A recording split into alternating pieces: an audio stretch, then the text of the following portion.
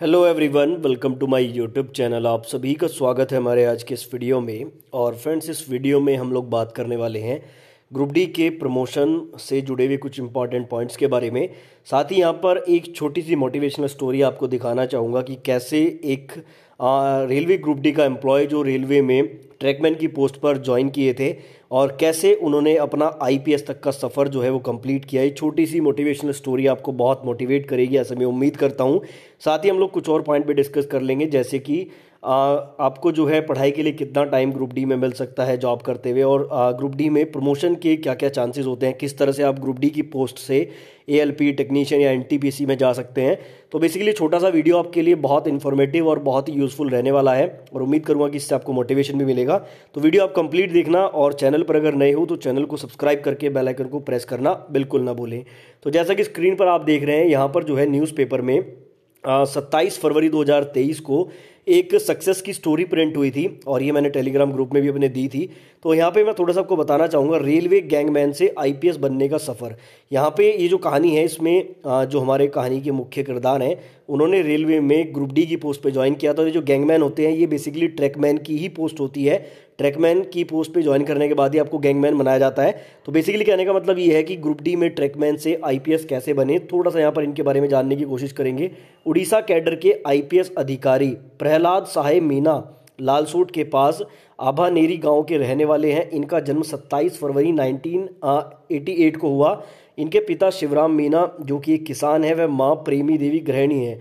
पढ़ाई सरकारी स्कूल से हुई। 10वीं कक्षा में प्रथम स्थान प्राप्त किया। 10वीं के बाद दोस्तों ने साइंस विषय लेने की सलाह दी। ये इंजीनियर बनना चाहते थे, मगर परिवार की आर्थिक स्थिति कमजोर होने के कारण घर वाले इंजीनियरिंग करने के लिए बाहर नहीं भेज सकते थे। गांव के पास किसी विद्यालय में विज्ञान संकाय था नहीं, ऐसे में कला संकाय से 12वीं की पढ़ाई की।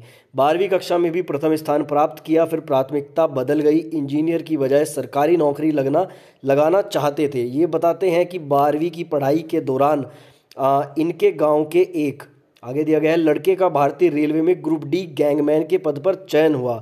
उससे प्रेरित होकर ये भी रेलवे की प्रतियोगी परीक्षाओं की तैयारियों में जुट गए। साथ ही कॉलेज की पढ़ाई के लिए जयपुर आ गए और किराए का कमरा लेकर रहने लगे। यहाँ राजस्थान कॉलेज में प्रवेश लिया और पहली बार बीए द्वितीय वर्ष 2008 में सरकारी नौकरी लगे। प्रहलाद मीना का जनवरी 2017 में भारतीय पुलिस सेवा में 951वीं रैंक पर चयन हुआ। ये वर्तमान में उड़ीसा के मलकनगिरी के बतौर एसपी कार्यरत हैं। इनका रेलवे गैंगमैन से आईपीएस बनने तक का सफ़र आसान नहीं रहा। यूपीएससी में 3 बार और आरपीएसएससी में 1 बार असफलता भी मिली, मगर मेहनत करना नहीं छोड़ा। इनकी कामयाबी का सफ़र जो आज हर किसी के लिए प्रेरणादायी है। ये बताते हैं कि वे अपने परिवार और गांव से पहले आईपीएस हैं। दिलचस्प बात यह है कि गैंगमैन के रूप में ये ओडिशा में पटरियों की देखभाल व मरम्मत करते थे।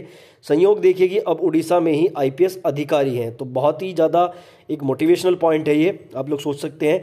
इन्होंने वर्ष 2013 में दिल्ली आकर सिविल सेवा परीक्षा की तैयारी शुरू की। वर्ष 2013 तक 2014 में मुख्य परीक्षा तक ही पहुंच पाए।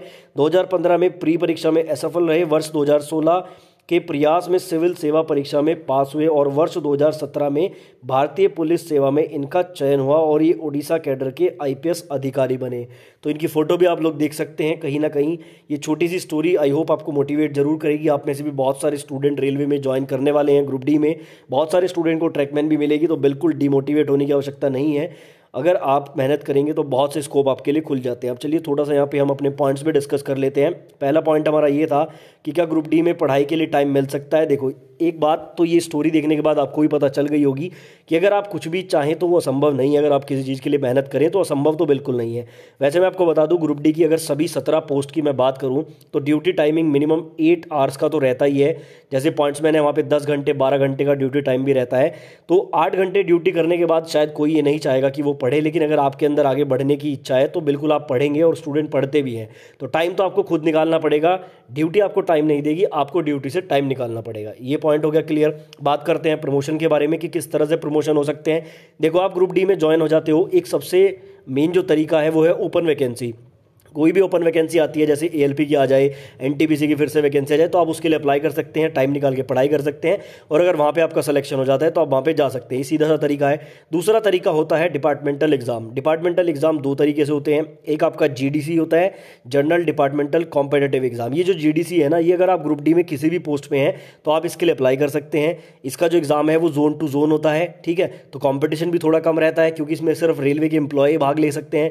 कंपटीशन लो होने के कारण अगर आप थोड़ा बहुत भी पढ़ाई के टच में रहेंगे तो वहाँ पे भी आप प्रमोट हो सकते हैं। जीडीसी में आपकी एएलपी, एनटीपीसी, टेक्नीशियंस, जेई सभी की वैकेंसी आती है, तो जीडीसी के माध्यम से भी आप दूसरी पोस्ट पर जा सकते हैं। उसके अलावा एक और तरीका है LDC, limited departmental competitive exam. मैं आपको बता दूं, रेलवे ग्रुप डी के ट्रैकमैन को छोड़ के बाकी ऑलमोस्ट सभी पोस्ट वाले एलडीसी का एग्जाम भी दे सकते हैं। यहाँ पे कंपटीशन जीडीसी से भी लो रहता है, क्योंकि जीडीसी में तो सभी इंप्लॉय भाग लेते हैं, लेकिन एलडीसी में सिर्फ आपके डिपार्टमेंट के भाग लेते हैं। जैसे पॉइंट्समैन जो है वो ऑपरेटिंग डिपार्टमेंट में आता है, तो सिर्फ ऑपरेटिंग वाले बंदे ही वहाँ पे भाग लेते हैं, तो वहाँ पे कंपटीशन और भी लो होता है। अगर एलडीसी में आप एग्जाम देते हैं तो सिलेक्शन का प्रोसेस और भी आसान होता है, वहाँ पे भी आप प्रोमोट हो सकते हैं अपर पोस्ट पे, जैसे एलपी, टेक्नीशियन, जेई या फिर एनटीपीसी की बहुत सारी पोस्ट। तो ये सिंपल से कुछ तरीके होते हैं। बाकी उसके अलावा एक नॉर्मल प्रमोशन मिलता है, जिसको मिलने में बहुत टाइम लग जाता है, इवन 7-8 साल में जाके कहीं आपको 1-2 प्रमोशन मिलते हैं, ठीक है। तो वो एक लॉन्ग तरीका है, लेकिन शॉर्ट तरीके मैंने आपको बता दिए कि इन तरीकों से आप लोग जो है प्रमोशन भी ले सकते हैं। उम्मीद करता हूँ ये छोटी सी स्टोरी से आपको मोटिवेशन मिला होगा। अगर आप ऐसी वीडियोज़ देखना चाहते हैं या वीडियो आपको पसंद आया है तो वीडियो को लाइक करके आप चैनल को जरूर सब्सक्राइब करें।